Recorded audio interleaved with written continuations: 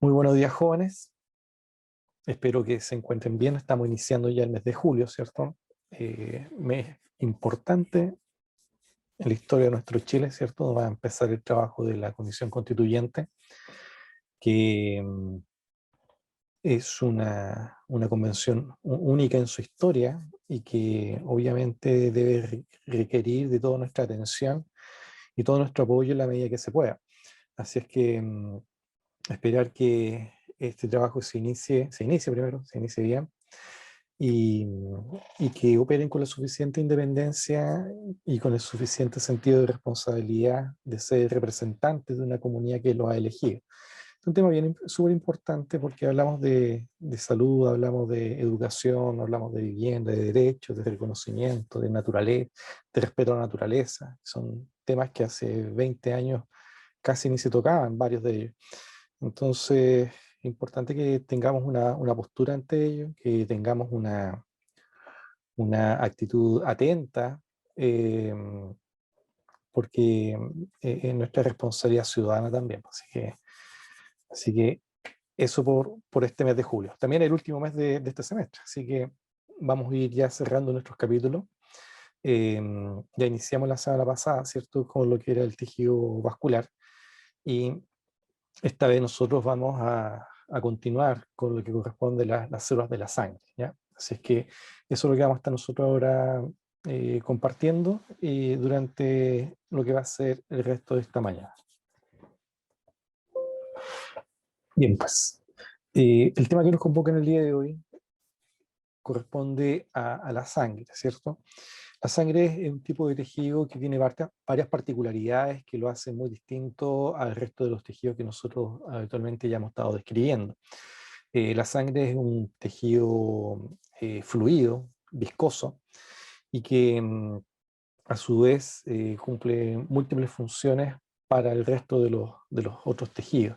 Pero justamente esta propiedad de ser un conjunto de células y su medio de soporte fluido es lo que le confiere muchas de las particularidades que vamos a ir describiendo. Así que es importante que vayamos reconociendo lo que implican esta visión histológica, alternándolo con todos estos aspectos en función de lo que implica sus capacidades fisiológicas, ¿ya? Así que la capacidad de que pueda cumplir con sus funciones se debe a las propiedades que al final termina adquiriendo, desarrollando para poder entonces cumplir con su rol, ¿ya? Así que eso para que vayamos teniendo presente que vamos a estar hablando de este tejido y que eh, nosotros por lo regular también le llamamos tejido sanguíneo, ¿ya?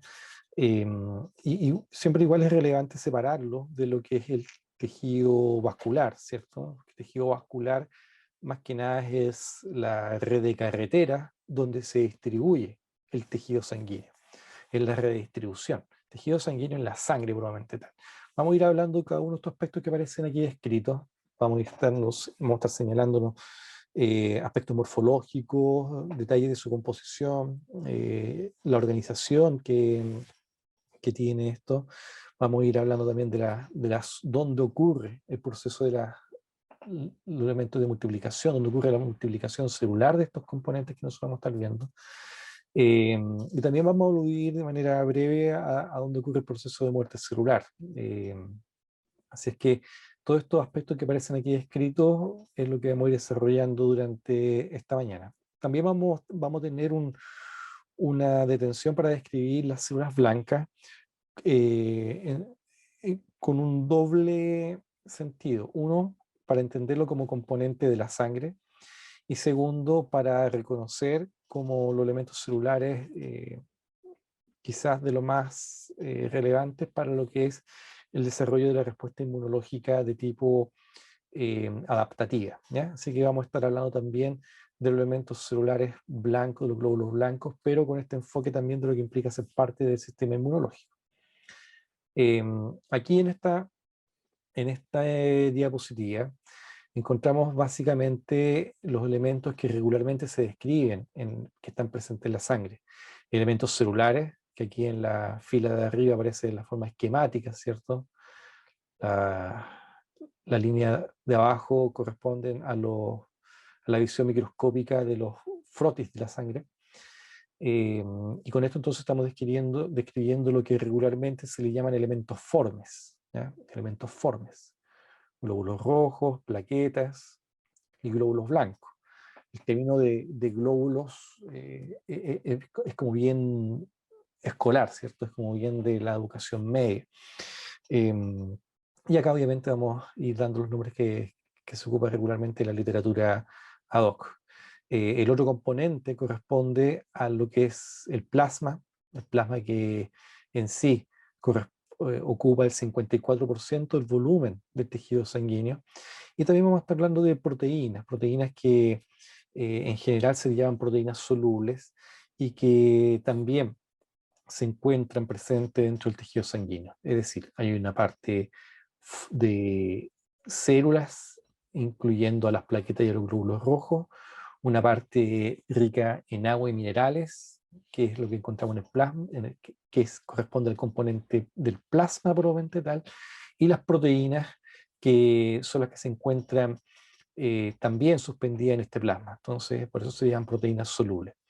Es interesante también saber que en general todo esto constituye cerca de el 5 litros y medio de lo que significa el volumen que ocupan, y a su vez corresponden al 7% del peso corporal. Obviamente tomando esto como referencia a lo que son los valores estándar de una persona adulta, em, y estos son los elementos también que uno debe tener presente. Es interesante también considerar que de los elementos formes, esto ocupa el 46%, donde la gran mayoría van a ser los eritrocitos. Y por otro lado, un 1% va a corresponder a lo que son las plaquetas, ¿ya? El resto va a estar un número bastante menor, lo que son los llamados leucocitos, glóbulos blancos, y siempre tener presente que el mayor porcentaje del volumen del tejido sanguíneo va a estar compuesto por el plasma, ¿ya? Ahora vamos a ir describiendo estos elementos durante la presentación. Partiremos por el plasma. El plasma eh, corresponde a esta parte líquida donde se encuentra suspendida todos estos elementos formes que nosotros ya hemos estado señalando. Aquí encontramos agua, minerales, minerales esenciales para la actividad metabólica, ¿cierto? Iones, y el 90% de la composición del plasma es agua, el 90%. El 10% restante lo componen principalmente proteínas, lipoproteínas, sales. Y esto es básicamente lo que nosotros vamos a encontrar. Es muy relevante la composición del agua, dado que junto con ser un porcentaje altamente relevante, también explica el por qué nosotros tenemos que estar permanentemente requiriendo esta condición. Una situación de deshidratación afecta a este componente y a otros elementos más del cuerpo, y también es interesante reconocer el hecho de que acá vamos a encontrar distribuyéndose también proteínas e iones, ¿ya? Así que eso un poco para empezar la descripción de este elemento. El plasma lo vamos nosotros a caracterizar con este fondo, ¿cierto? Que tenemos acá medio amarillento que se ve ahí, para ir hablando de la composición probablemente tal. Las proteínas, vamos a reconocer que las proteínas de plasma son proteínas solubles. Cuando nosotros decimos que son solubles, nos referimos que son capaces de ser distribuidas en medios líquidos, en medios como el agua, que se encuentran suspendidas en ella, y que obviamente esto alude a cierta condición de polaridad que presentan las proteínas en su estructura, y eso permite que se consideren como proteínas solubles, ¿ya? Entonces, en términos generales, uno habla de proteínas solubles. Cuando uno revisa la literatura, básicamente, cuando te dicen cuáles son las proteínas que se encuentran presentes en el plasma, te dicen las albúminas, las globulinas y el fibrinógeno. Y si bien eso es así, y vamos a darnos cuenta que estas proteínas cumplen importantes roles estratégicos, es importante también considerar que hay otras proteínas presentes también disueltas en el plasma, y entre ellas todo lo que corresponde al sistema del complemento y el sistema de la coagulación.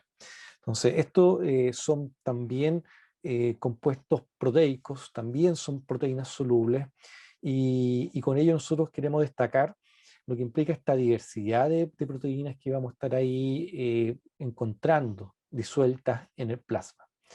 La albúmina es una de las proteínas más abundantes y contribuye principalmente a lo que es al transporte de otros elementos, elementos que a veces no son solubles, la albúmina los transporta, nutrientes y otros elementos que pueden ser relevantes para el traslado dentro de lo que significa en el tejido sanguíneo. La albúmina es este como taxi, ¿cierto? Que está llevando otros elementos que no pueden estar bien suspendidos en el agua, en la sangre, digo, y con ello entonces vemos que cumple este rol.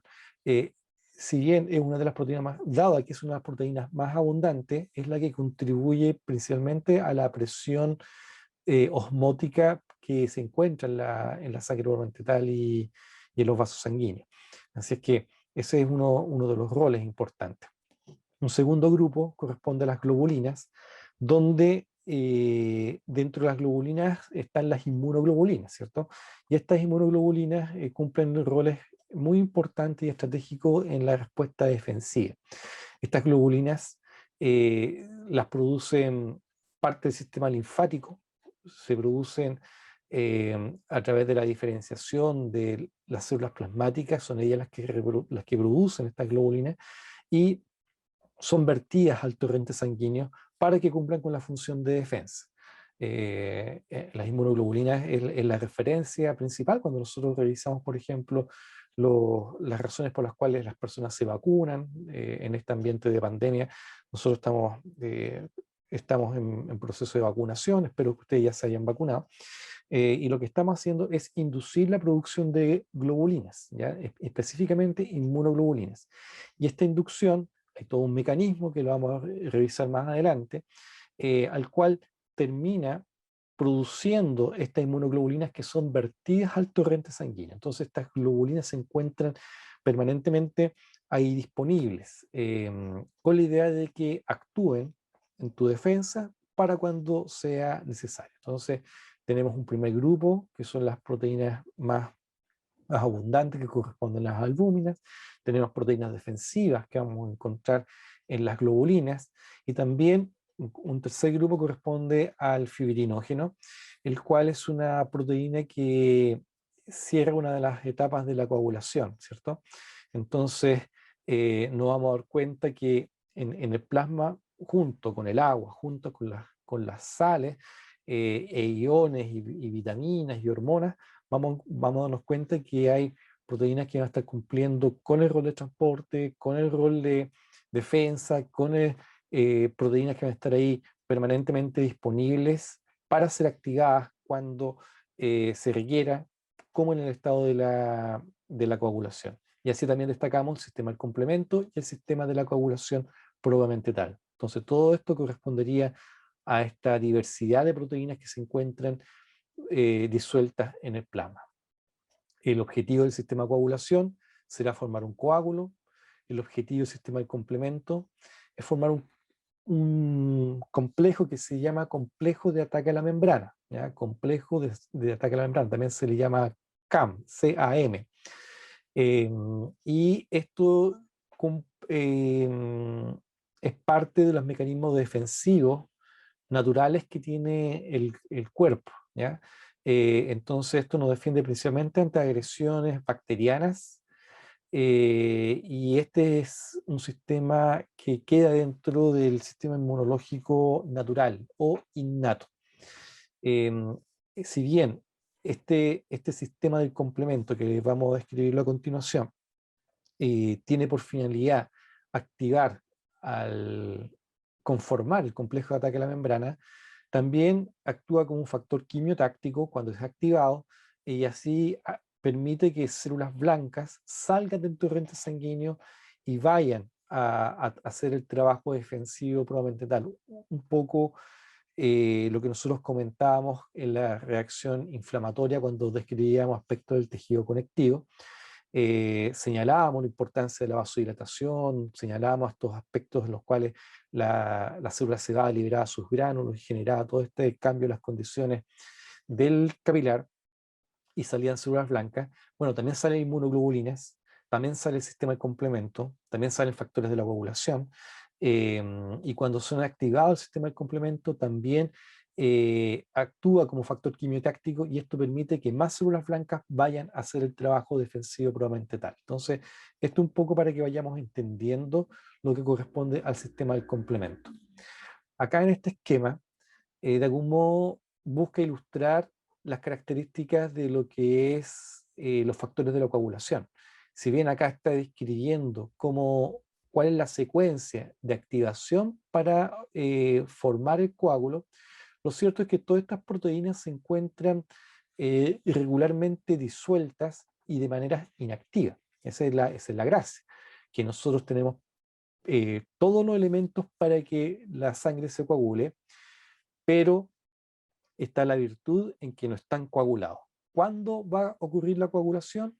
Cuando es requerido. Y ese requerimiento va a ir por el lado de alguna herida, alguna lesión vascular, alguna exposición del tejido conectivo al tejido vascular, y eso eventualmente puede activar la coagulación y generar todo este fenómeno que lo van a ver, deberían de verlo más adelante en su curso de metabolismo normal y patológico, pero que es acá donde se encuentran los actores, que son este conjunto de proteínas que van a activarse cuando es necesario para generar el trombo y contener el daño o la lesión vascular que está ocurriendo. Hay varios elementos desencadenantes, como la exposición del tejido de la sangre, la exposición de colágeno a la sangre, eso activa la coagulación. Hay otros elementos también que participan, como las plaquetas, también eventualmente algunos factores presentes eh, eh, que van a derivar, ¿cierto?, del endotelio vascular, y todos estos elementos son los que van al final terminar desarrollando el trombo, y todos los factores, el coágulo probablemente tal, ¿ya? El otro sistema que nosotros hablábamos es el sistema del complemento. Nosotros veíamos que en la coagulación era un conjunto de proteínas que cuando eran activados se iban generando todo un proceso de polimerización para generar el trombo. Algo similar ocurre acá. Los elementos del sistema del complemento se encuentran permanentemente disueltos, pero cuando son activados, por ejemplo, aquí hay una activación mediante inmunoglobulinas, esto al final empiezan a polimerizar de tal forma que generan un conjunto de proteínas, ¿ya?, las cuales se van a insertar en la superficie de la membrana de las células que nos interesa eliminar. La mayoría van a ser bacterias. Y cuando ocurre esto, se forman, como ven aquí, como si fuese un poro, un verdadero poro. Y este poro es el que termina insertándose en la membrana. A esto es que se le llama complejo de ataque a la membrana. ¿Y cuál es la finalidad de este complejo de ataque a la membrana? Es que vamos a incorporarle uno y cientos y miles de poros a la célula que se quiere destruir, y esto hace que se provoca un desbalance en el equilibrio entre los componentes plasmáticos y el extracelular. Este poro es de algún modo un medio, una condición que termina comunicando el extracelular con el intracelular y genera toda una gradiente osmótica que hace que la célula al final termine hinchándose entre líquido, se hincha y termina explotando. Entonces, esto es lo que se llama el complejo de ataque a membrana, y esto deriva de la polimerización de las proteínas del sistema de complemento que se encuentran presentes en el plasma sanguíneo. Este poro, recordemos que, o tengamos muy presente, de que las células no tienen el control en su regulación. Es decir, las células al cual se le insertó este poro no tiene alguna forma de cómo controlar la entrada y salida de líquido. Esto para diferenciarlo de todos los otros canales que la célula sí tiene. Y eso ustedes lo han visto en sus clases de biología celular, donde la célula tiene todo un mecanismo de regulación de concentración, gradiente de iones, que activa, que se inactiva, y vemos todas esas capacidades que tiene la membrana celular. Con este poro, la célula no tiene ni un control y por ende se generan las gradientes osmóticas que terminan lisando a la célula que está siendo activada. ¿Qué es lo relevante? Que el sistema de complemento se activa en ciertas condiciones y es para atacar a ciertas células. Entonces, por eso destacamos que este tiene un rol muy importante en lo que es en la parte de la inmunidad y específicamente la inmunidad innata, y que en un momento también se enlaza con lo que es la respuesta adaptativa, que eso lo vamos a ir viendo cuando lleguemos a la célula del sistema inmunológico. Así que eso para seguir describiendo los elementos proteicos. ¿Alguna pregunta hasta acá, jóvenes?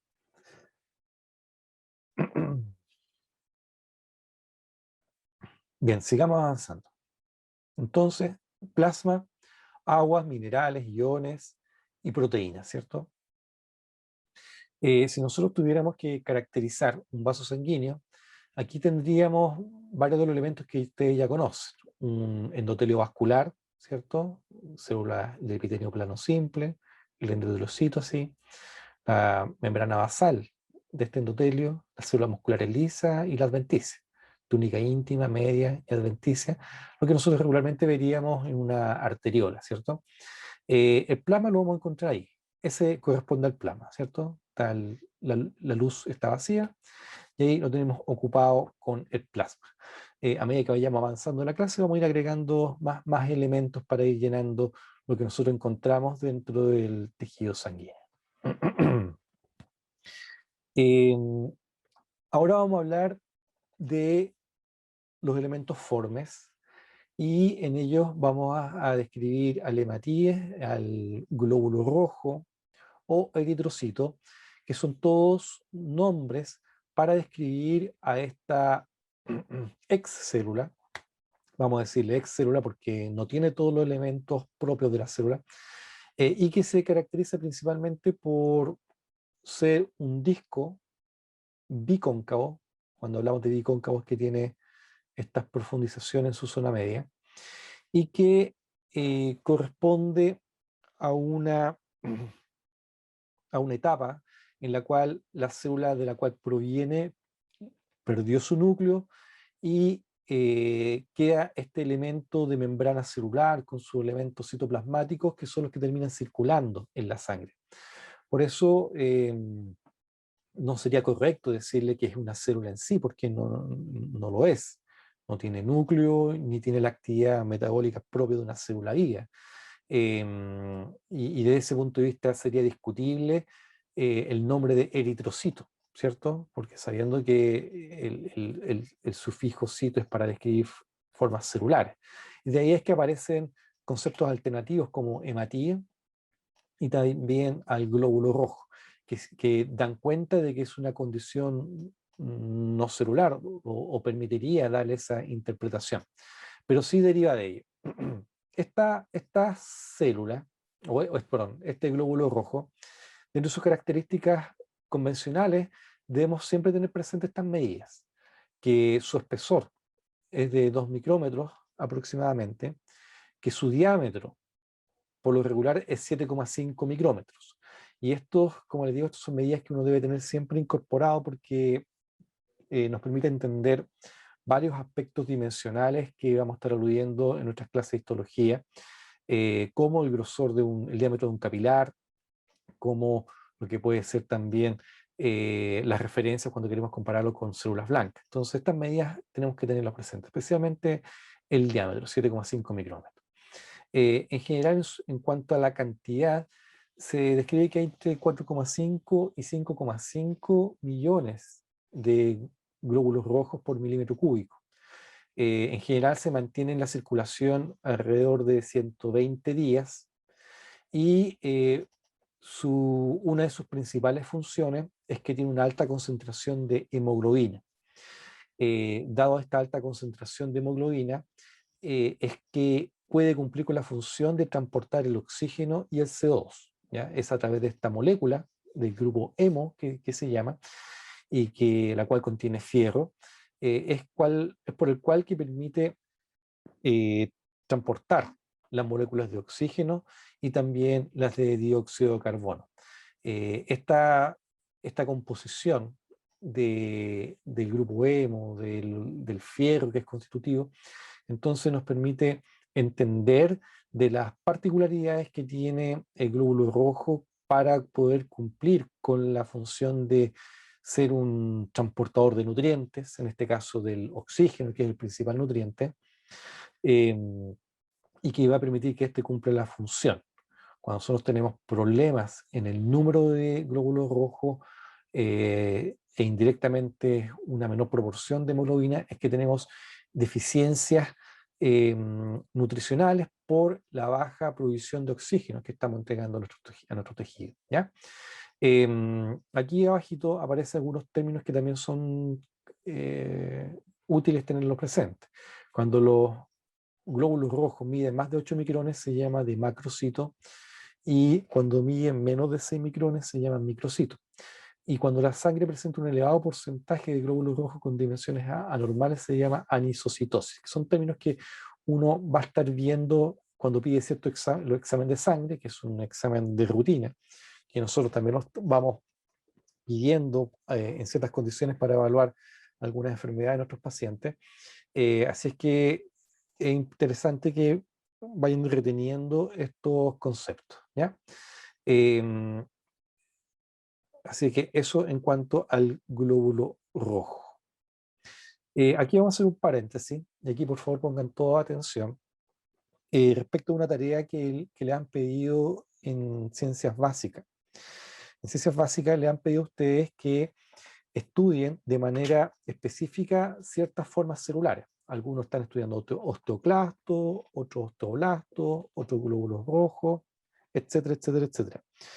Y en esa tarea, ustedes le piden que reconozcan componentes de la membrana, mecanismos metabólicos, donde ocurre la multiplicación celular, etcétera, etcétera, etcétera. Y todos esos elementos es parte del ejercicio que tienen que hacer, pero lo que ustedes tienen que interpretar es que el objetivo de ese ejercicio es que ustedes extrapolen los que han visto en biología celular a las células que a ustedes les tocó revisar. Es decir, eh, cuando ustedes hablan de cómo ocurre la transcripción del RNA en una célula como un glóbulo blanco o el osteoblasto, la transcripción es igual en todas. No hay diferencia. Si nosotros hablamos de proteínas de secreción, algunos van a secretar fibroblastos, algunos van a secretar interleuquinas, pero el mecanismo de producción de proteínas de la célula es exactamente el mismo. No cambia. El mecanismo es la misma ruta biosintética secretora. Lo que cambia es la proteína que está generando. Y esa proteína que está generando es lo que le otorga la particularidad morfológica y funcional a esa célula. Entonces, deben de ustedes de entender de que lo que se busca es eso, que extrapolen los que han visto en biología celular a un modelo celular específico. El mecanismo es exactamente el mismo, algunos producirán más, algunos producirán menos proteínas, algunos producirán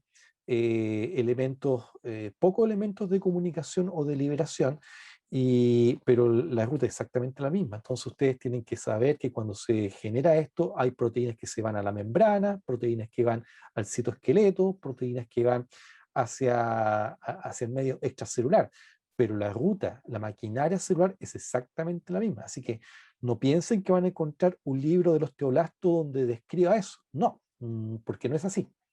Ustedes tienen que revisar su libro de biología celular, que es el que explica todos los mecanismos. Lo que ustedes tienen que buscar, qué proteínas estructurales particulares tiene el glóbulo rojo, qué proteínas estructurales particulares tiene el osteoblasto, qué tiene su citoesqueleto, qué tiene el citoesqueleto del osteoblasto y qué proteínas liberan. Y eso, digamos, parte del ejercicio. Así que eso para que ustedes lo tengan claro. Y esto lo planteamos con la propiedad que ese ejercicio lo diseñamos nosotros. O sea que Así que con esa claridad es que ustedes tienen que también aceptar el consejo que les estoy dando, ¿ya? Así que tienen que extrapolar lo que ustedes han visto ya en su curso de biología al modelo celular que a ustedes les corresponde. Si estamos diciendo que el glóbulo rojo es una excélula que no tiene, por si acaso el concepto de excélula es algo que estamos diciendo para la clase, ¿cierto? En ningún libro van a encontrar ese concepto. Que es un elemento que perdió su núcleo, no esperen que ocurra ahí el fenómeno de multiplicación celular, porque no es ahí donde ocurre. Donde ocurre la multiplicación celular son en las formas previas, antes de que libere el núcleo o se deshaga del núcleo, antes que se transforme en sí en glóbulo rojo. Porque el fenómeno de multiplicación celular, ustedes ya saben dónde ocurre, que es en la médula ósea, y es en la médula ósea donde está todos esos procesos de diferenciación. Llegamos a encontrar a los precursores del glóbulo rojo, que es donde va a cumplir con todas las funciones metabólicas regulares que observamos en todas las células. Pero ya cuando libera el núcleo, ahí obviamente se ve restringido en función de las proteínas que alcanzó a producir antes de que perdiera el motor, ¿cierto? El motor que es el núcleo puramente tal. Así que eso para que ustedes vayan haciendo esa interpretación y la correcta extrapolación en cuanto a los conceptos de, mm, que tienen que ir desarrollando su tarea, ¿ya? Bueno, en este mismo concepto hay que considerar que el grupo RH y del grupo AB0, que son conceptos que regularmente uno habla de la sangre, ¿cierto? El RH es una lipoproteína constitutiva de la membrana y el grupo AB0 es un lipopolisacárido adherido a la superficie. Entonces, es interesante ver y visibilizar que nosotros cuando estamos hablando de grupo RH, lo que se está de algún modo analizando son proteínas que se encuentran presentes acá, en la membrana celular. Vamos a cambiar el color para que podamos visibilizarlo mejor. Entonces, ahí tenemos la lipoproteína constitutiva, que se encuentran presentes en la membrana celular. ¿Ya? Eso, cuando te dicen qué grupo RH tiene, bueno, lo que están haciendo es leer las proteínas constitutivas. Y por otro lado, vamos a dibujar una proteína constitutiva también media cuadrada, ¿ya? Esta sería otra proteína.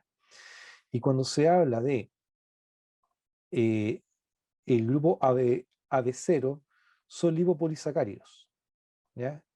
Lipopolisacáridos que se encuentran en la superficie, pero no son proteínas constitutivas de membrana, ¿ya? Así que eso para que lo tengan presente. Aquí estamos caracterizando de algún modo lo que se podría entender como el lipopolisacárido que va a estar siendo leído para poder caracterizar al grupo AB0 versus lo que es el grupo RH que corresponde a las proteínas constitutivas que se pueden observar y describir presentes en la membrana, ¿ya?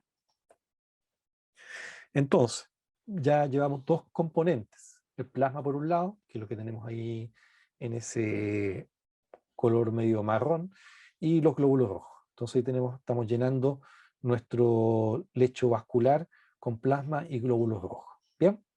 ¿Preguntas hasta acá, jóvenes? Bueno, nuevamente con esta tabla de notas que aparecen aquí abajito, la anemia va a corresponder a una disminución en la concentración de hemoglobina, ¿ya? Ese es el concepto de anemia.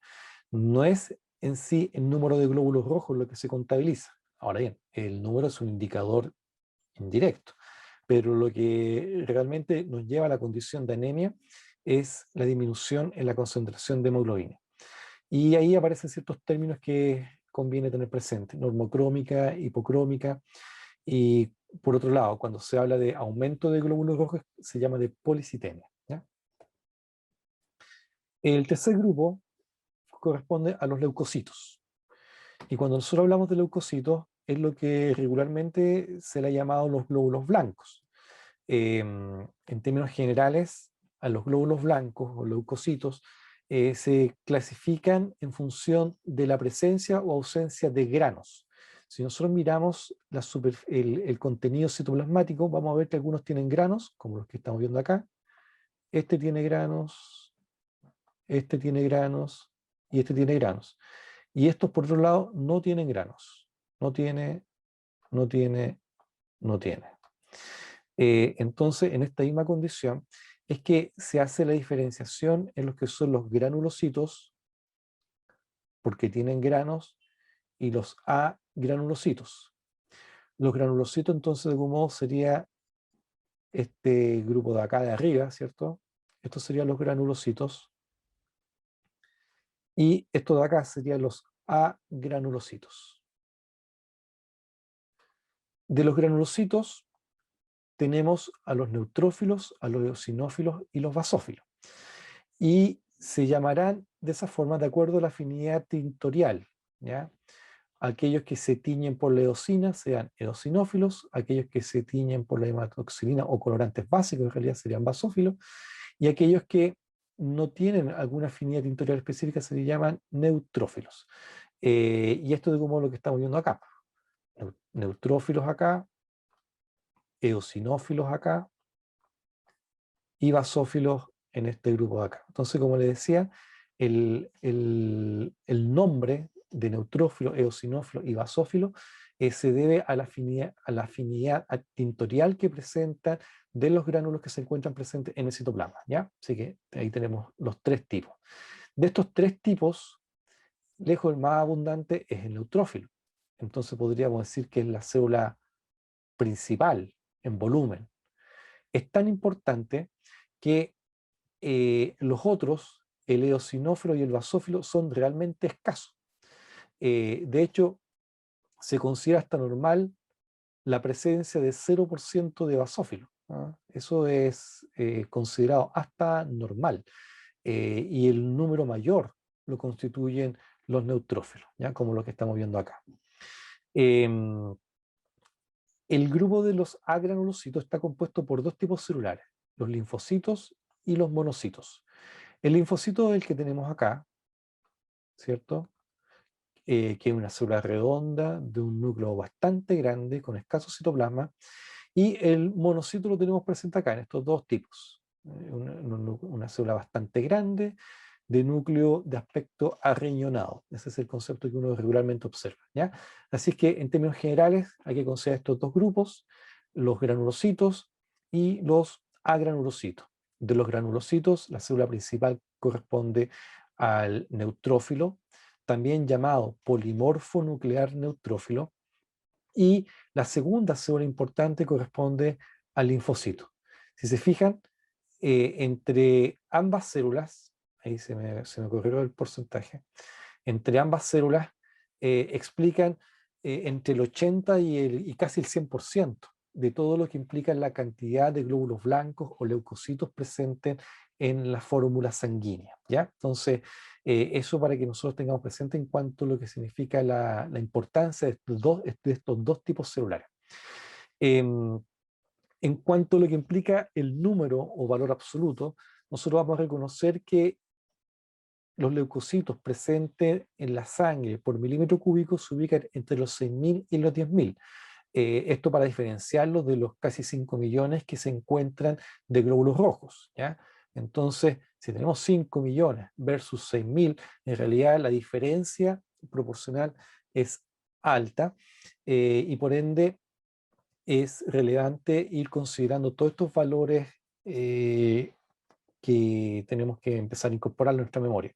El número de glóbulos rojos, el número de glóbulos blancos y la distribución porcentual.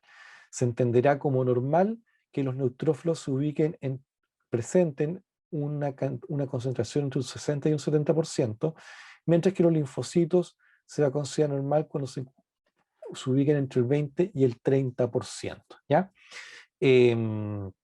Así es que esto para que nosotros lo tengamos presente. Un aspecto que debemos también de visibilizar es que todas estas células cumplen algún rol en distintas etapas de la respuesta inmunológica, ¿ya? Entre ellos, nosotros vamos a reconocer lo que se llama la inmunidad natural o inmunidad innata, cuando son acciones defensivas ante todo evento. Y vamos a hablar de inmunidad adaptativa, cuando el cuerpo desarrolla una respuesta específica para un agente agresor particular. Y ahí cuando nosotros hablamos de inmunidad adaptativa, ¿ya? Entonces el sistema inmunológico en general combina ambos elementos, inmunidad innata e inmunidad adaptativa. La inmunidad innata no es exclusiva de estas células. La inmunidad innata ya la hemos encontrado en dos elementos que hemos ido presentando. Uno, en el sistema de complemento, también es parte de la inmunidad natural, y otro elemento tremendamente importante se refiere a los epitelios. Los epitelios íntegros, los epitelios cuando están todas las células ahí uniditas, están impidiendo que entren elementos que pueden generar algún tipo de afectación al interior del cuerpo. Entonces, los epitelios de revestimiento principalmente son parte también de la inmunidad natural. Pero en esta parte de los leucocitos vamos a darnos cuenta que junto con los epitelios, junto con el sistema de complemento, vamos a ver que los neutrófilos y los linfocitos natural killer son células que van a estar también siendo parte de esta inmunidad natural. Por otro lado, en la inmunidad adaptativa vamos a encontrar principalmente a los linfocitos T y B, que es lo que estamos describiendo acá, y también a los monocitos.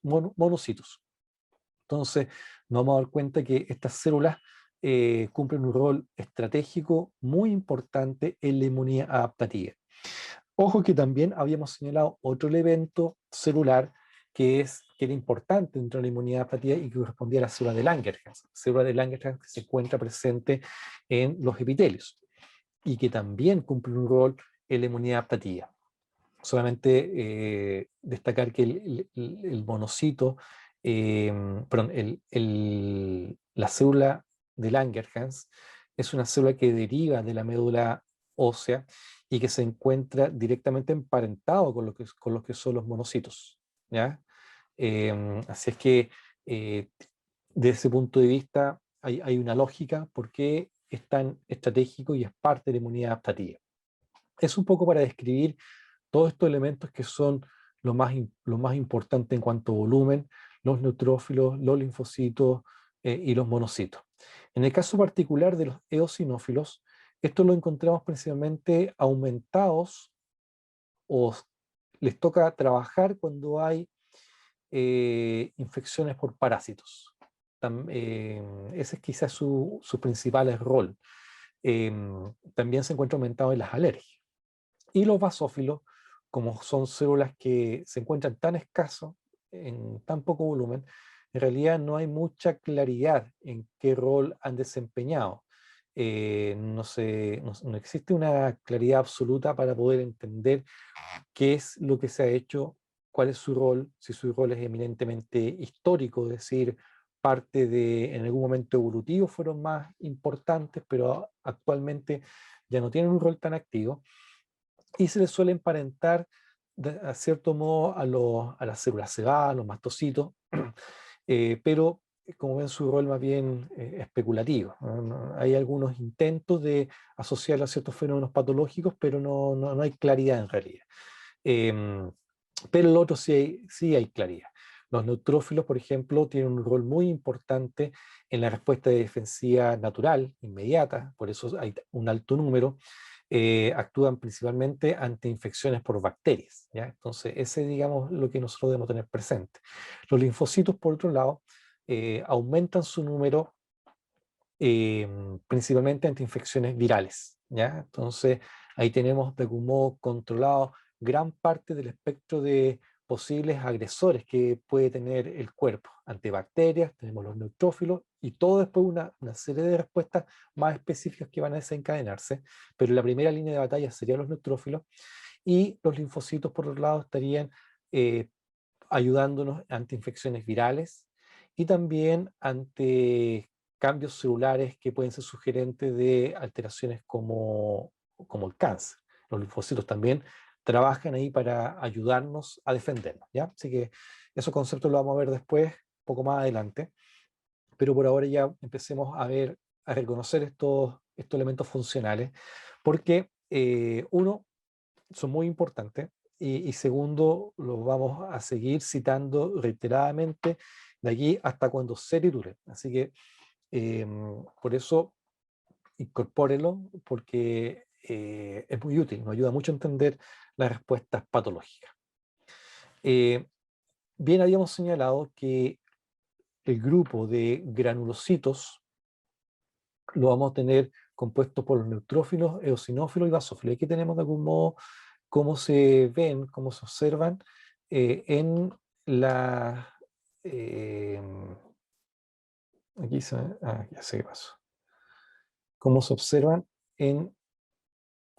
Ahora sí, cómo se observa en un frotis, ¿cierto? Dentro de las características que nosotros decimos que el neutrófilo tiene un núcleo polilobulado, ¿ya? Aquí se observan 3, algunas veces tiene 4, pero esta polilobulación es lo que caracteriza al neutrófilo, ¿ya? Es una célula relativamente grande, medirá entre los 15 20 micrones, y su principal característica es el núcleo polilobulado. Entonces, cuando nosotros dibujemos un neutrófilo, vamos a dibujarlo con un núcleo polilobulado. El eosinófilo, la principal característica es que tiene estos gránulos afines a la eosina y su núcleo se encuentra principalmente bilobulado. O sea, eso es lo que uno regularmente observa. Y en el basófilo, lo que observamos principalmente son sus gránulos llenos de granos con afinidad tintorial basofílica, ¿ya? Así que eso, digamos, para que lo tengamos presente. Esto es un corte en un frotis, perdón, esto es una muestra en un frotis, y para los frotis se ocupan tinciones especiales, no se ocupa la hematoxilina y eosina, sino que hay una serie de tinciones que se ocupan para poder ver esto, ¿ya? Entonces aquí tenemos la serie de los granulocitos. El neutrófilo, como señalábamos un ratito, se encuentra presente en la primera línea defensiva, es parte de la inmunidad innata. Apenas hay una agresión, los neutrófilos salen inmediatamente a defendernos, y es lo que nosotros encontramos ahí. Su principal acción es la fagocitosis. Hay un mecanismo de reconocimiento del agente agresor, se une al receptor de manera específica, se emiten los pseudópodos, a veces estos conceptos los ven en el colegio. Todo esto son fenómenos moleculares que están ocurriendo, y al final termina, bueno, digiriendo a la partícula que fagocitó, la desintegra, la destruye, y después al final la célula termina muriendo cuando queda cargada de todos estos elementos que fue fagocitando. Entonces, esto es básicamente la ruta que hace el leucocito cuando está el neutrófilo, ¿cierto? Entonces, cuando está en el torrente sanguíneo lo vemos así, pero una vez que sale del torrente sanguíneo para cumplir con este rol, esto está ocurriendo en el tejido conectivo laxo precisamente, salió de los capilares para poder cumplir esta función, y es ahí donde está ocurriendo esta acción defensiva. ¿En qué condición? En la condición del tejido inflamado, ¿ya? ¿Cierto? La inflamación es fundamental para que ocurra la acción defensiva, ¿ya? Así que ahí tenemos nuevamente, vemos acá esta nota de pie de página, por eso son tan abundantes, porque entre cualquier agresión van inmediatamente a trabajar. En cuanto a los agranulocitos, eh, recordemos que están los linfocitos y los monocitos. En cuanto a los linfocitos, son fundamentales para la respuesta inmune adaptativa porque tienen capacidad de reconocer antígenos. Los antígenos son moléculas que el cuerpo es capaz de reconocer. Son moléculas que se encuentran presentes en elementos principalmente externos, entiéndase bacterias principalmente, virus, elementos que nosotros podemos entenderlo como potenciales agresores, y el cuerpo tiene un banco de memoria donde reconoce estos elementos agresores, y esto quien lo reconoce al final son los linfocitos. Entonces esto es básicamente lo que nosotros reconocemos. Hay que tener presente que hay dos tipos de linfocitos principales, un grupo que se llama los linfocitos T y otro grupo que se llama los linfocitos B, ¿ya? Em, el grupo de los linfocitos T también hay ciertas precisiones. Están los CD4 positivos, los CD8, cuando escuchemos el concepto de los helper 1, helper 2, helper 0, etc., son elementos que caracterizan a esto, a los linfocitos T.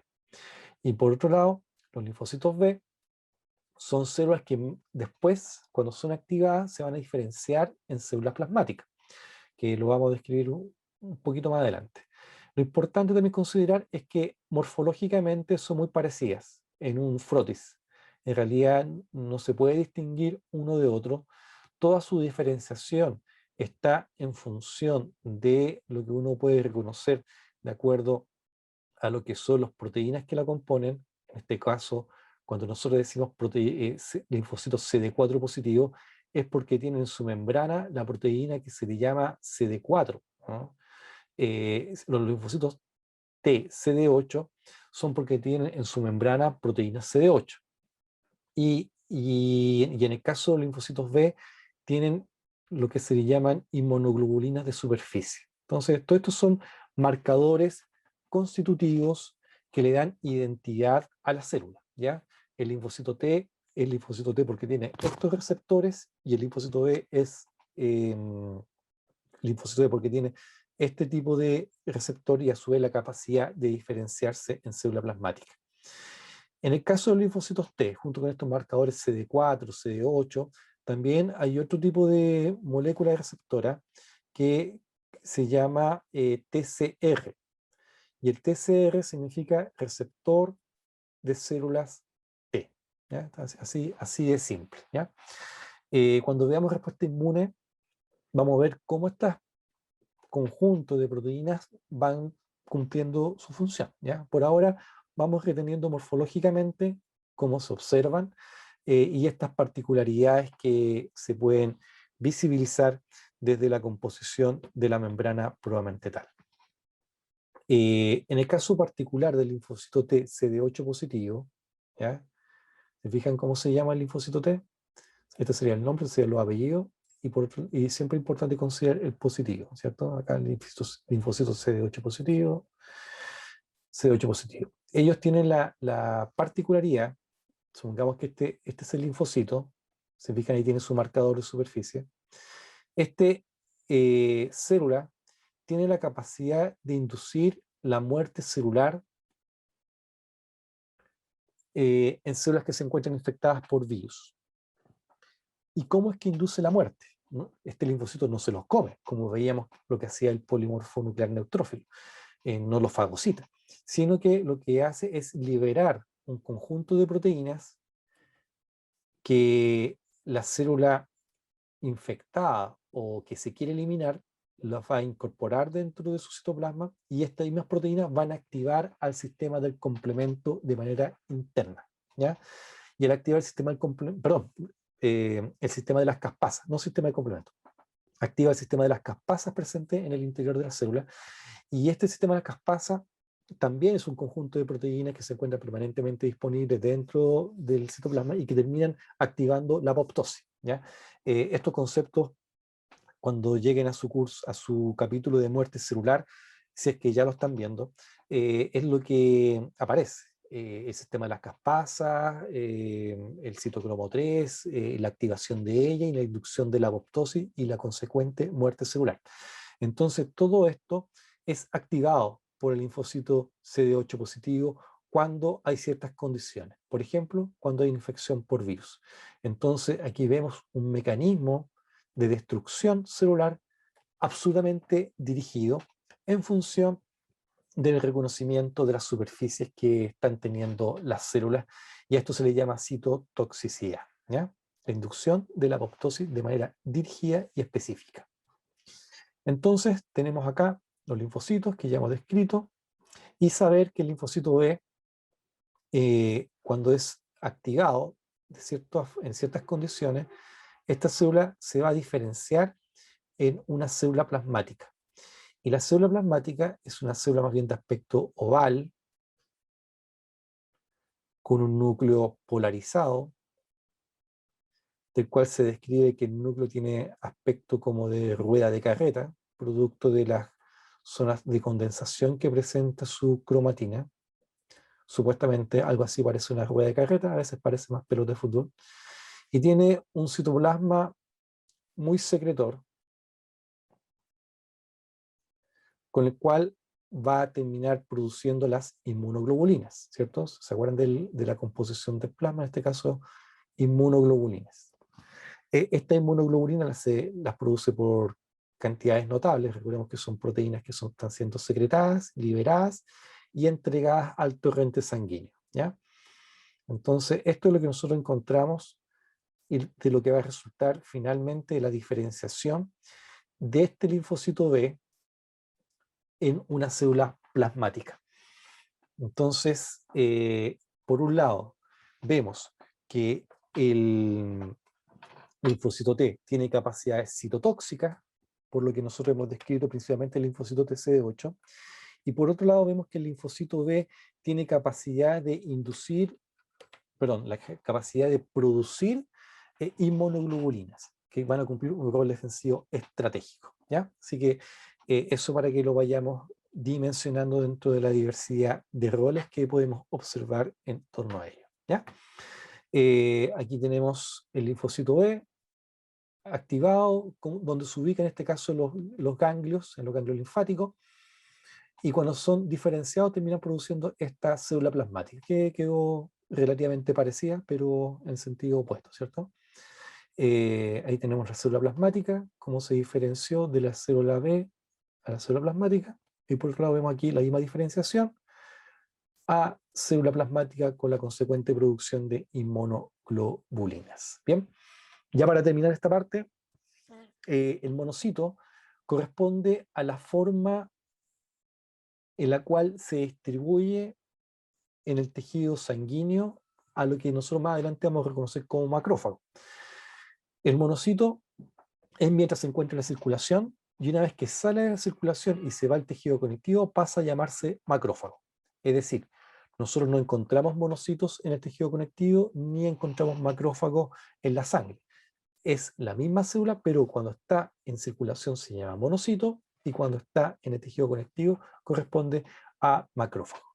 Esta célula también son llamadas fagocitos profesionales, y estos fagocitos profesionales tienen una alta especificidad para poder desarrollar de manera dirigida y de manera eficiente, cumplir con la fagocitosis. Entonces, de algún modo, se parece en ciertos niveles a lo que hace el neutrófilo, en ciertos niveles. Pero tiene una particularidad, que el macrófago, dado que presenta en su superficie un receptor que se llama MHC de clase 2, que no lo presenta el neutrófilo, dado que tiene esta molécula, entonces tiene capacidad para ir a presentar antígenos. Entonces, fagocita, selecciona y después va a informar al ganglio linfático el tipo de agente agresor que se encuentra presente. Esto lo vamos a ver con más atención cuando veamos respuesta inmunológica, pero en rigor, estas son las etapas que deberíamos estar visibilizando. Entonces, ya para cerrar esta parte, tenemos el plasma, el glóbulo rojo, los glóbulos y los glóbulos blancos, que los tendríamos caracterizados acá. En este esquema pusimos al polimorfo nuclear neutrófilo y al linfocito porque son las células más abundantes. ¿Ok? Bien. Ya jóvenes, dejemos hasta acá, descansemos un ratito y son las 10:02 y nos encontramos entonces a las 10:20. ¿Ok? 10:20 retomamos. Gracias, profe.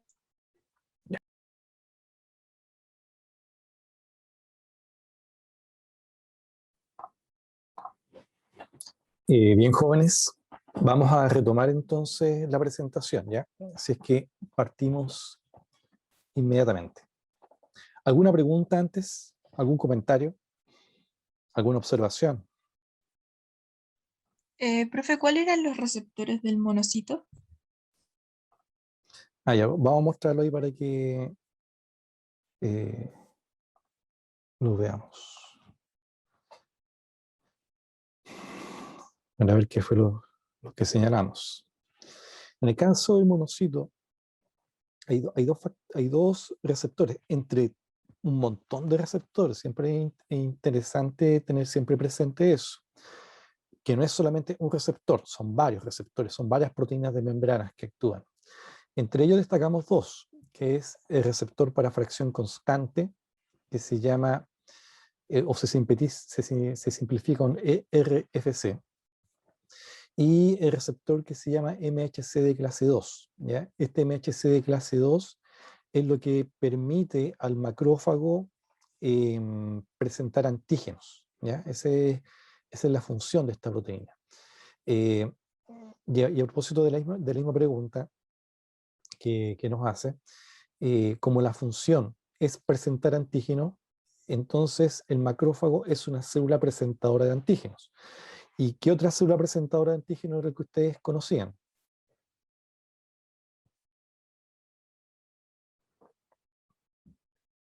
¿Cuál era la otra célula presentadora de antígenos que ustedes ya conocían? Macrófago. Sí, macrófago. ¿Y cuál más? La célula de Langerhans. La célula de Langerhans. Entonces, con esto ya pueden inferir ciertas propiedades que tiene su membrana. Si nosotros decimos que el receptor MHC de clase 2 es la que le confiere la particularidad de presentar antígenos al macrófago, ¿qué molécula de superficie debería tener la célula de Langerhans?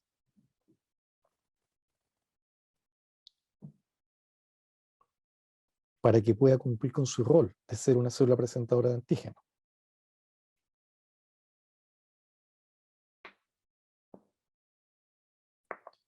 ¿Qué particularidad en su membrana deberíamos reconocer para que la célula de Langerhans pueda cumplir con su rol de ser una célula presentadora de antígenos? En su El membrana, receptor MHC2. correcto, porque en su membrana presenta el receptor de MHC de clase 2. Y si te dijera que, que de la diversidad de linfocitos T, helper 1, helper 2, linfocitos B, el linfocito B también tiene receptor MHC de clase 2. ¿Qué podríamos inferir? Que también presenta antígenos. Que también tiene la capacidad de poder presentar antígenos. ¿Ya? Eso. Ese sería, digamos, la situación. Entonces, siempre es importante entender que todas las capacidades que tiene una célula se deben a las características de sus proteínas. Una célula es más elástica porque tiene proteínas más elásticas. Si uno tiene una célula de capacidad de moverse, es porque tiene un citoesqueleto con las propiedades que le permiten desplazarse y moverse. Si nosotros tenemos una célula que dice ser presentadora de antígenos, es porque tiene moléculas que le permiten presentar antígenos. Si una célula tiene capacidad de transmitir un impulso nervioso, es porque en su membrana tiene moléculas que le permiten cumplir con tal función. Entonces siempre es interesante ir visibilizando que todos los roles que tienen las proteínas, incluso hasta la forma que terminan teniendo, se debe a las características de las proteínas que terminan por darles identidad, las proteínas que conforman su citoesqueleto, que conforman su membrana, las proteínas que están liberando, y al final todo eso bien podríamos decir que es el fenotipo de la célula. Y en ese caso, tener presente esto. Claro, recordemos que partimos tratando de responder la pregunta que nos hacía la compañera, que qué receptores señalamos, pero estos receptores son los que determinan funciones, ¿ya? Después vamos a explicar más, en otra clase explicaremos cómo funciona ese receptor para fracción constante, ¿ya? Que es una genialidad de la biología, una genialidad. Pero bueno, y aquí tenemos entonces lo que señalamos y señalábamos que este macrófago tenía la capacidad de presentar antígenos. Y aquí habíamos quedado donde agregábamos estos elementos celulares, donde destacábamos al polimorfo nuclear neutrófilo y al linfocito, porque son los elementos celulares más abundantes dentro de lo que observamos en la fórmula sanguínea, ¿ya? El elemento que nos queda por describir corresponde al trombocito. Y el trombocito es lo que regularmente nosotros le llamamos plaquetas. De hecho, se le llama más cotidianamente plaquetas. Sin embargo, cuando nosotros tenemos problemas de plaquetas por bajo número, uno habla de trombocitopenia. Trombocito, que sería el prefijo aludiendo a esta forma, con toda la discusión que podemos decir que no es una célula tampoco, y penia, que significa que está bajo el número. Trombocitopenia, bajo en el número de plaquetas. Linfopenia, bajo en el número de linfocitos. Neutrofilia, aumento en el número de neutrófilos. Y así vamos integrando, ¿cierto?, estos neologismos para poder describir lo que implica estos elementos. En el caso particular de los trombocitos o plaquetas, debemos tener presente que estos corresponden a fragmentos celulares. En un momento fue una gran célula, pero en el proceso de maduración termina separándose en múltiples fragmentos. Esos múltiples fragmentos son los que son liberados al torrente sanguíneo. Y estos fragmentos celulares que tienen membranas, ¿cierto? Y que tienen los, las porciones citoplasmáticas con los gránulos que lo caracterizan, es lo que al final se encuentra ahí circulando en el tejido de la sangre. Miden de 1 a 2 micrones, son muy pequeños, son al límite de la resolución de un microscopio óptico. El número está entre los 200 y 400.000 plaquetas por milímetro cúbico, y viven, entre comillas, aproximadamente 10 días. Este citoplasma se encuentra rico en gránulos, y de estos gránulos vamos a tener 3 tipos de gránulos principales: los gránulos alfa, que son los que presentan factores de coagulación; los delta, que presentan factores que van a ayudar a la adhesión plaquetaria y vasoconstricción, es decir, también contribuyen a los fenómenos de regulación del flujo sanguíneo en ciertas condiciones, y también tiene ciertas enzimas. Entonces, estos gránulos alfa, delta y lisosima es lo que observamos presente en el citoplasma. Si se fijan en el esquema, aquí dan cuenta de una organización en anillo que presenta el citoplasma, ¿ya? Vamos a ver acá.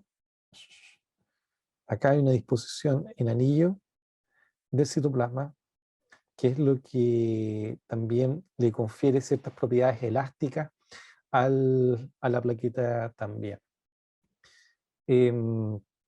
Aquí tenemos, por ejemplo, una caracterización de lo que bien podríamos entender lo que ocurre en la formación de un trombo. Cuando se ve interrumpido la continuidad de un epitelio, de un vaso sanguíneo, se rompe el vaso, hay sangre que sale, plaquetas que están ahí, pero esta condición no puede estar permanentemente lesionada, o sea, el vaso no puede estar lesionado. El vaso, como sea, tiene que recuperarse. No podemos tener una filtración de sangre, no es saludable, no corresponde, y el cuerpo, cuando ocurre o se enfrenta a estas condiciones, genera rápidamente una condición que busca regular y contener ello. Y es lo que vemos acá, esto del trombo. El trombo, que consiste en una mezcla de factores de coagulación, plaquetas y glóbulos rojos que han quedado en esta estructura proteica.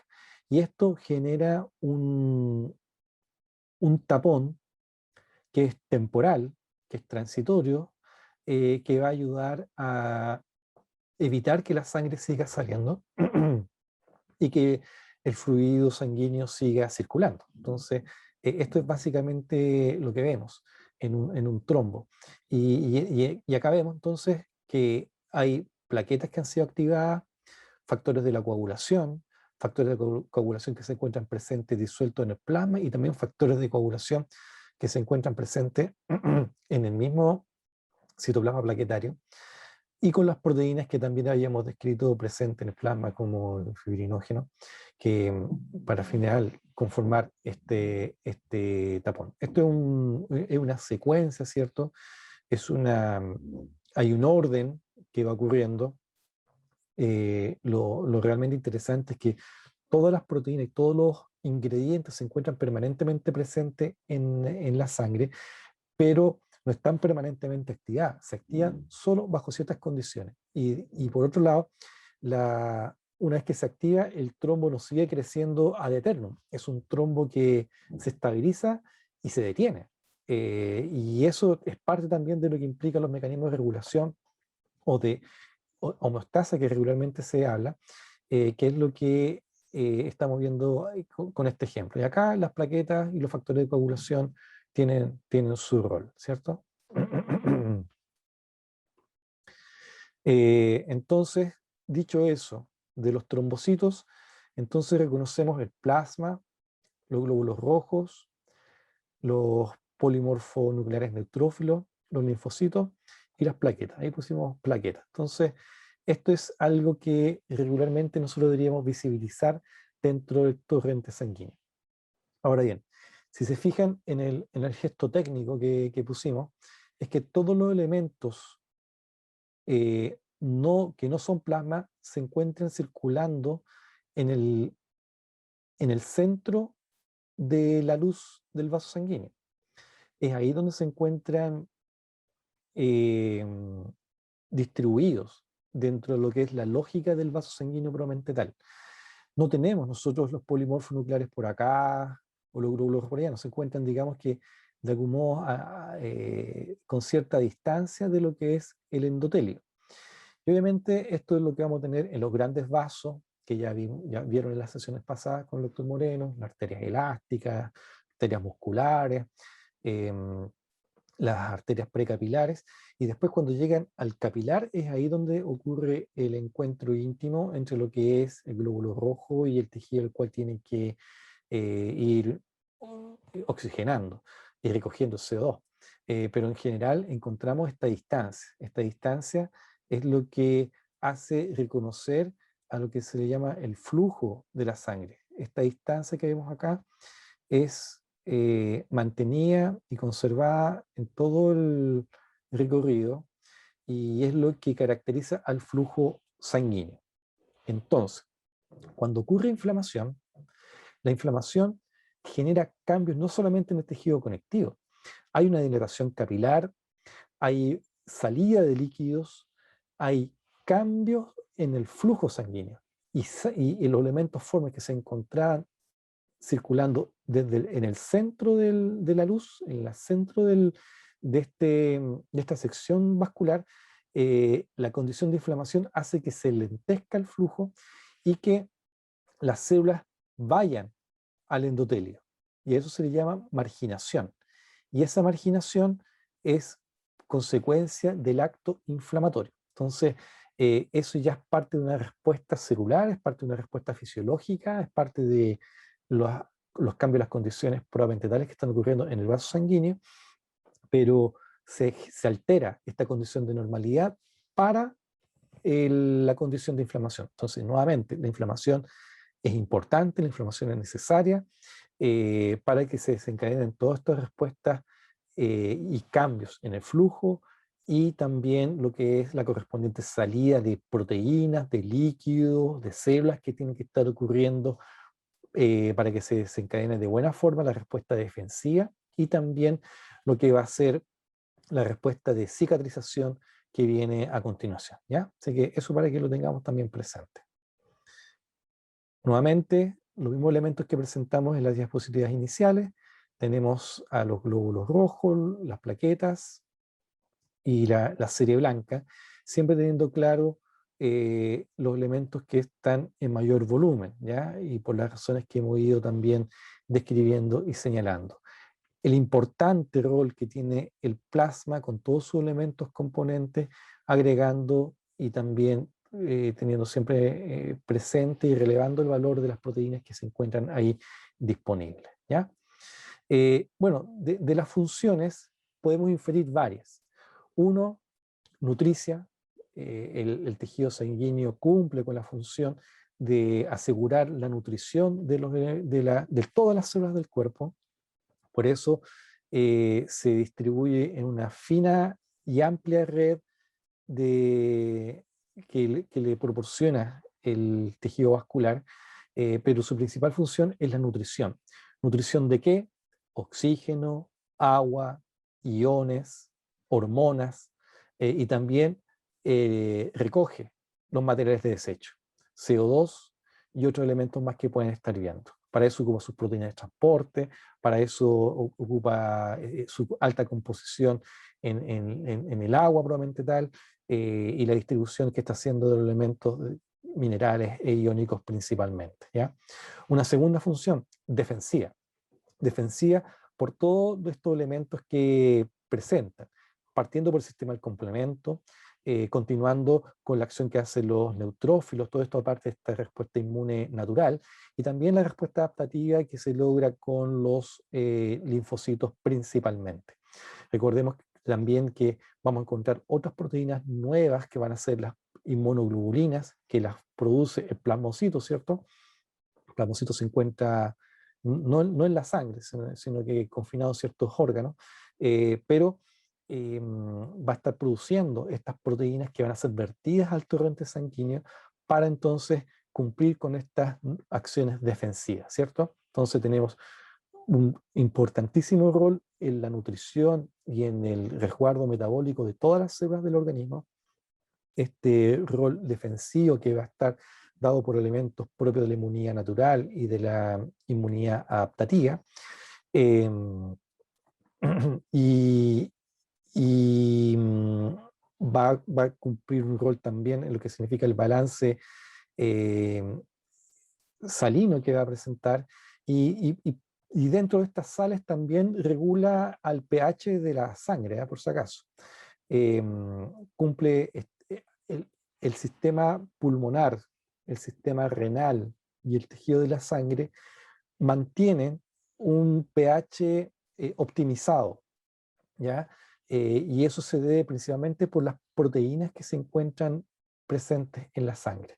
Así es que ese es otro rol que no lo habíamos nombrado, pero sí está dado por estas propiedades y capacidades que tienen las proteínas presentes en el cuerpo, en la sangre principalmente, y cumplen con este efecto de tampón, efecto de regulación del pH entre las tantas funciones que está cumpliendo. Otra función más es la de la coagulación, ¿cierto? Cada vez que se ve afectado tiene este rol de evitar que el cuerpo siga perdiendo sangre, de generar una respuesta también eh, defensiva y reparadora poco más adelante. Así que esto en términos regulares es lo que deberíamos de observar en función de lo que son las composiciones celulares, las particularidades proteicas que presentan y todo esto que podemos inferir desde la comprensión de la histología. ¿Ya? No no sé si Ricardo estás por ahí. Ricardo, ¿estás por ahí? Estoy, si te estaba escuchando atentamente. Ah, muy bien. No sé si querías comentar algo antes de entrar en la OCE. No, la verdad de las cosas es que es básicamente lo que tú has planteado. Recordar que el tema de la sangre está íntimamente relacionado con el de los vasos sanguíneos. Una no va sin la otra, ¿ya? Por lo tanto, es indudable que tenemos que estudiarlo en conjunto, a pesar de que son dos tejidos diferentes, tal como lo planteaste tú. Considerar también que la sangre en algunas ocasiones está considerada como un tipo de tejido conectivo, pero ya como lo hemos planteado en otros momentos, los tejidos conectivos los consideramos más bien los que tienen un origen embriológico común, ¿ya? Y este tendría un origen embriológico un poco diferente al tejido conectivo propiamente tal, por lo tanto no lo podemos considerar como tal, sino que más bien un tejido especializado, ¿ya? Que es circulante, que tal como dijo el doctor Fuentes, es líquido, ¿ya? Un líquido medio viscoso, que tiene una particularidad de llevar nutrientes, llevar oxígeno, llevar células defensivas donde se lo requiera, y también transportar los desechos desde la zona metabólica de las células hacia los órganos que están diseñados para purificar eso, que son el hígado y el riñón. ¿Ya? Yes. La idea es que usted tiene que entender de que toda la economía corporal está orientada a un bien común corporal, por así decirlo, ¿ya? Que en el fondo todas tienen funciones específicas y todas saben cuáles son sus funciones. Eso.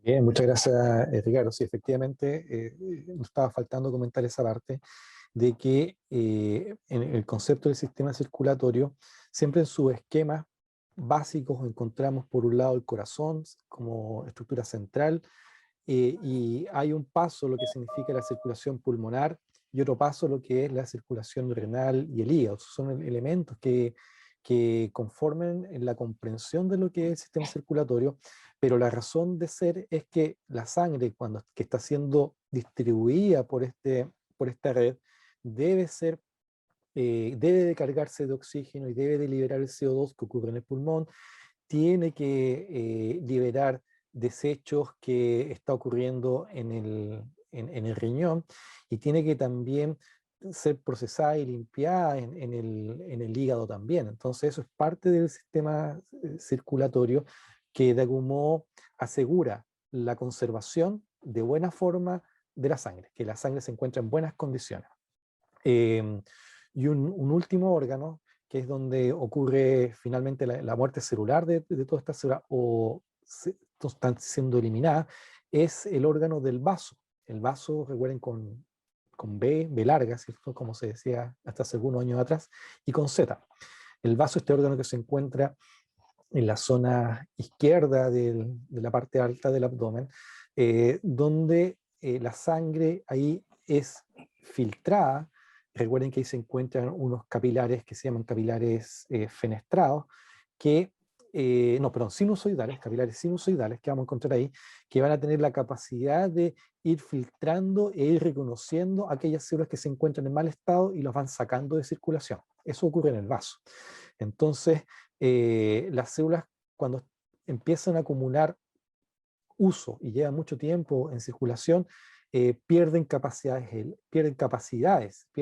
elástica, pierden capacidad de fijar ciertos elementos, se vuelven más rígidas, pierden morfología, y eso en el vaso hay una estructura y toda una maquinaria que es capaz de reconocer esos elementos celulares que están alterados y los van sacando, los sacan y al final terminan siendo destruidos y desintegrados. Entonces, tenemos un órgano formador, que es la médula hematopoyética presente en el hueso, ¿cierto? Que se encuentra en el interior del hueso, órganos que los van limpiando y purificando, como es el pulmón, el riñón, el hígado, y por último el vaso, que es el que va asegurando la calidad, que la sangre esté en buenas condiciones. Entonces, todo este complejo orgánico es lo que nos permite mantener esta proporcionalidad, estas células en buenas condiciones, estas células haciendo el trabajo que les corresponde, ¿ya? ¿Preguntas, jóvenes?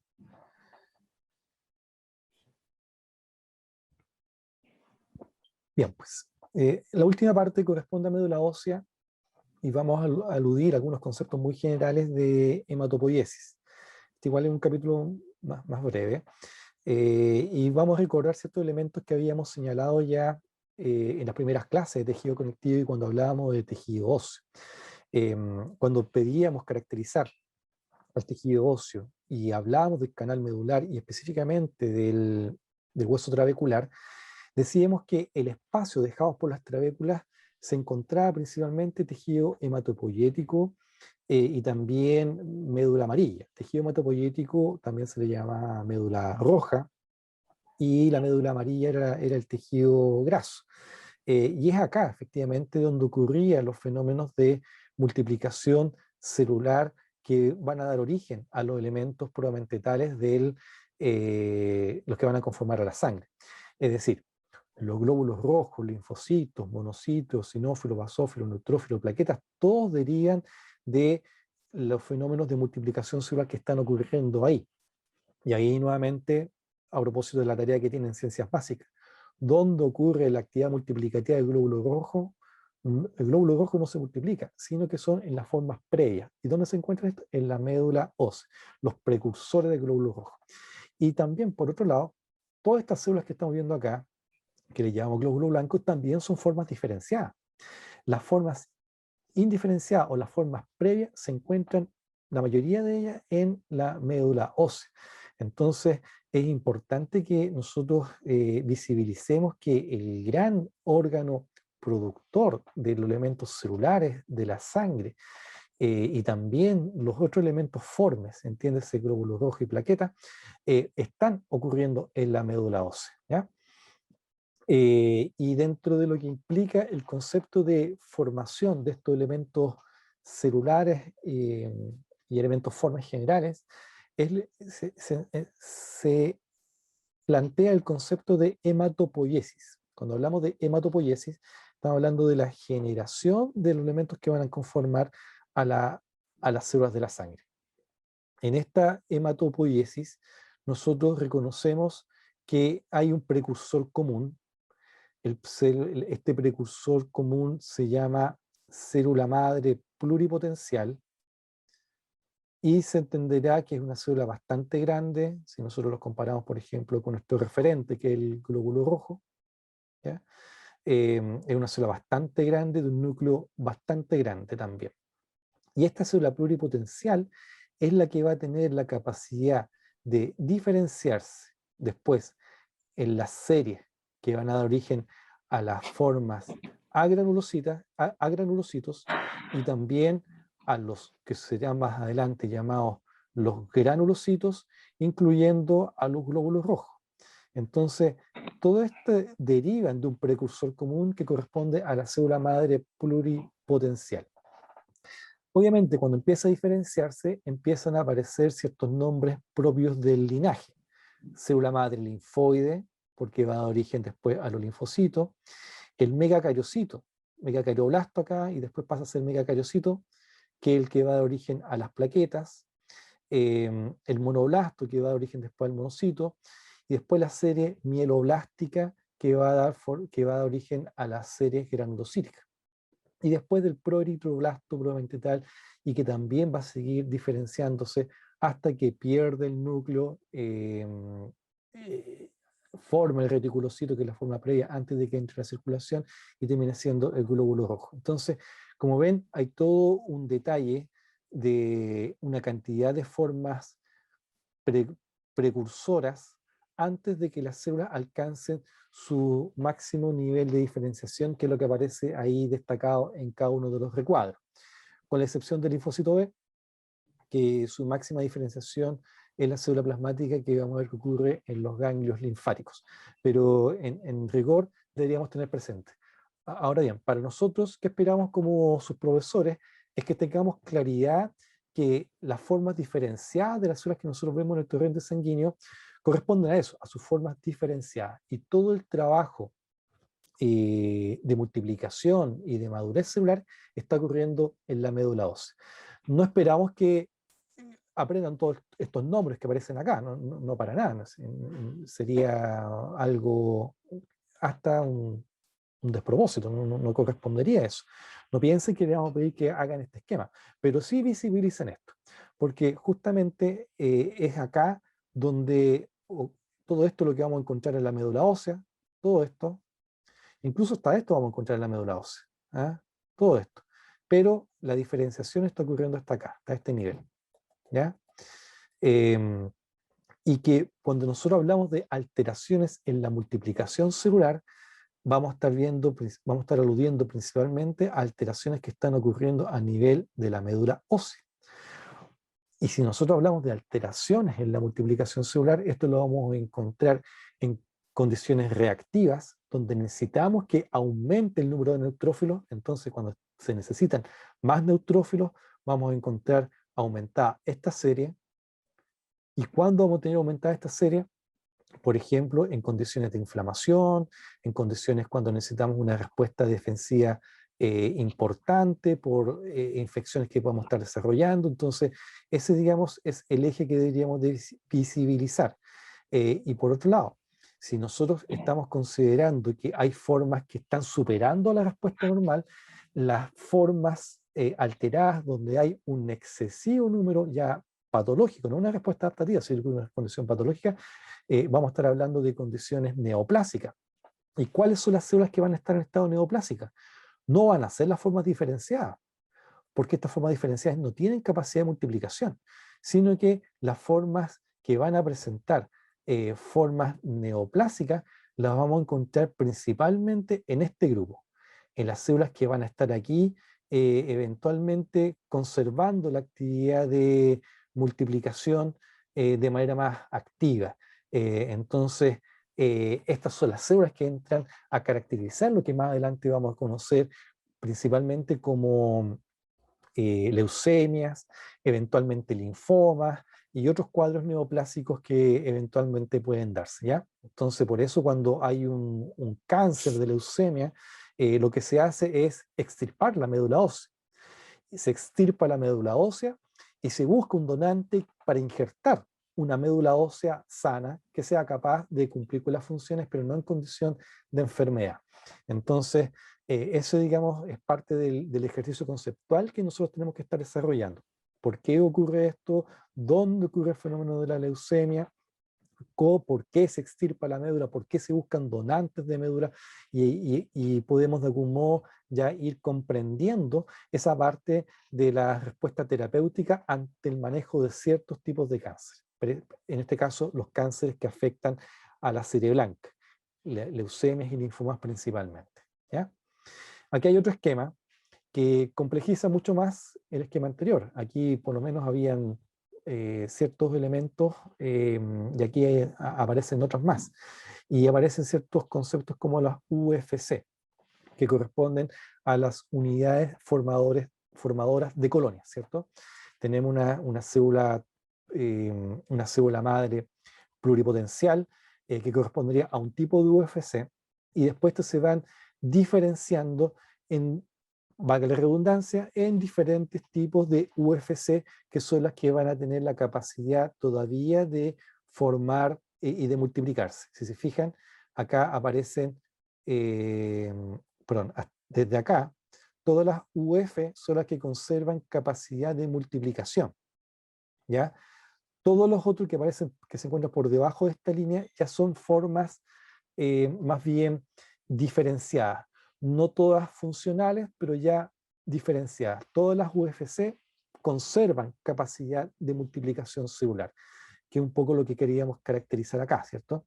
De algún modo hay un punto en el cual la célula tiene que madurar y ya pierde capacidad de multiplicación. Y las UFC o unidades formadoras de colonia es el concepto que se considera para el momento de describirlo en ciertos textos como ustedes eventualmente lo pueden llegar a encontrar, ¿ya? Y todo esto que nosotros vemos correctamente esquematizado y que lo vemos dispuesto con cierto orden y que después terminan formando, alcanzando estas formas diferenciadas, en la médula ósea encontramos todo ahí y todo con cierto aparente desorden, pero es un falso desorden, en realidad está todo funcionando de manera ordenada. Tenemos en el hueso trabecular, vamos a dibujar acá por ejemplo una trabécula, esta es una trabécula, vamos a buscar el osteocito y cuesta dibujar por acá, así que mejor vamos a desistir del ejemplo. Y aquí tenemos el adipocito, otro adipocito, vamos a dibujarlo con su núcleo, el núcleo marginado hacia la periferia, y todos estos conjuntos de células que son componentes del tejido hematopoyético. Vamos a encontrar algunas células en proceso de división, algunas células bastante voluminosas, algunas formas, algunas unidades formadas de colonia y otras formas que ya van a estar diferenciadas. Entonces, esto es lo que nosotros encontramos dentro de un fondo de tejido conectivo laxo, ¿ya? Recuerden que en la médula ósea nosotros habíamos caracterizado también que encontramos tejido conectivo laxo, que encontramos también capilares sinusoidales también presentes acá, justamente con la idea de, una vez que las células alcancen su madurez, puedan ser entregadas al torrente sanguíneo, ¿ya? Así es que eso para describir esta parte del tejido hematopoyético, tener presente que su ubicación es en la médula ósea y en el espacio que deja el hueso trabecular, que la gran mayoría de los huesos tienen capacidad de producir células sanguíneas, pero hay huesos que son más especializados. Todos los huesos largos, los huesos del cráneo también tienen un mayor componente de tejido hematopoyético y que de algún modo lo podemos reconocer. En un corte histológico, básicamente esto es lo que se ve. Si bien la foto tiene bastante mala definición, podemos reconocer los adipocitos y todo lo demás corresponden a las células blancas que están en proceso de multiplicación, diferenciación, maduración, hasta llegar a conformar las células de la sangre. Una vez que estén listas, obviamente son entregadas al torrente sanguíneo. Nuevamente, esto corresponde a las formas ya diferenciadas, es lo que nosotros encontramos presente ya en la sangre, y en la médula encontramos estos elementos de multiplicación, diferenciación, maduración, y que está presente en la médula ósea. Entonces, cuando ya hagamos nuestro esquema, hemos agregado hartos elementos, ¿cierto? Acá tenemos el glóbulo, perdón, el cartílago, tejido oso compacto, hueso trabecular. Esto, por si acaso, es un esquema de una prueba que copiamos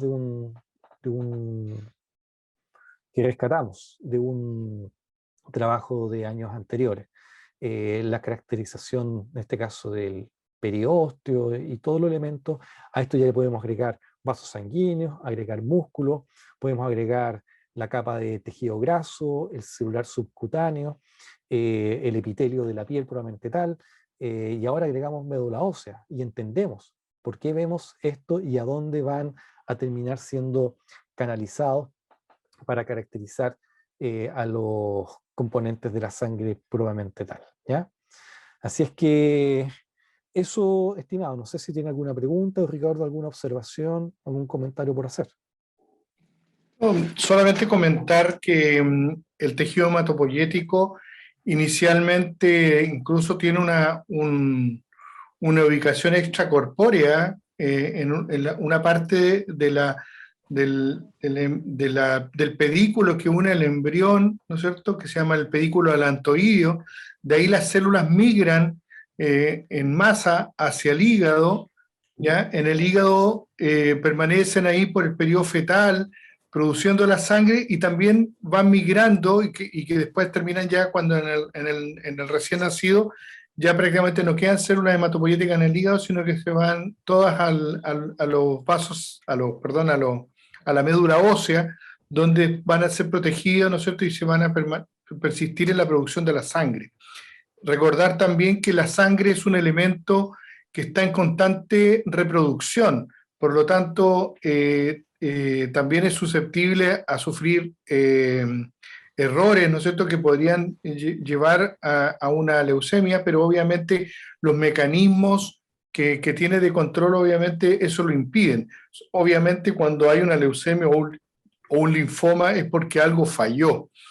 También recordar que la médula ósea hematopoyética es muy susceptible al tema nutricional. Por eso cada vez que nosotros tenemos una deficiencia nutricional, rápidamente entramos en procesos de anemia, entramos en procesos de falta de defensa, etcétera, porque obviamente este tejido que se está reproduciendo y que se está perdiendo constantemente, porque se va renovando, tiene que tener una tasa de renovación bastante importante, y por eso es importante todo lo que estamos planteando. Deficiencias nutricionales, por ejemplo, como alguna falta de vitamina que podrían ocurrir por algunos tipos de dietas, por ejemplo, dietas veganas, por ejemplo, o vegetarianas propiamente tal, que no hagan un reemplazo de algunas proteínas animales o de vitaminas que favorezcan la producción de sangre, podría llevar a procesos de anemia o procesos de mala configuración de la sangre, ¿ya? Entonces, siempre cuando alguien inicie ese camino, yo les recomiendo que hagan una pasada por el médico, ¿no es cierto?, e informarse con nutricionistas para poder tomar todos los nutrientes que pueden faltar en ese tipo de dieta. Lo mismo pasa, por ejemplo, sobre todo con los pacientes antiguos, que como se hacía el procedimiento del bypass gástrico, que era una técnica para producir adelgazamiento. Entonces te bypasseaban el sistema digestivo y te dejaban prácticamente el estómago fuera y te conectaban prácticamente al duodeno directamente, casi sin estómago. Entonces se generaba también una malnutrición donde no había absorción de la vitamina B12, que es importante la pasada por el estómago, ¿no? De esta vitamina para poder ser absorbida, ¿ya? Entonces, porque ahí hay un componente que se llama el factor intrínseco que ayuda a su absorción. Entonces, esas personas necesariamente tienen que inyectarse vitamina B12 por toda la vida prácticamente, ¿ya? Lo mismo pasa con las deficiencias de fierro, etcétera. Así que, insisto, el tema nutricional, mientras más variado y más rico en nutrientes sea, mejor va a ser. Cuando nosotros hacemos unas variaciones y empobrecemos los tipos o la variedad de nutrientes, tenemos que tener claro que vamos a tener que tener algunos reemplazos.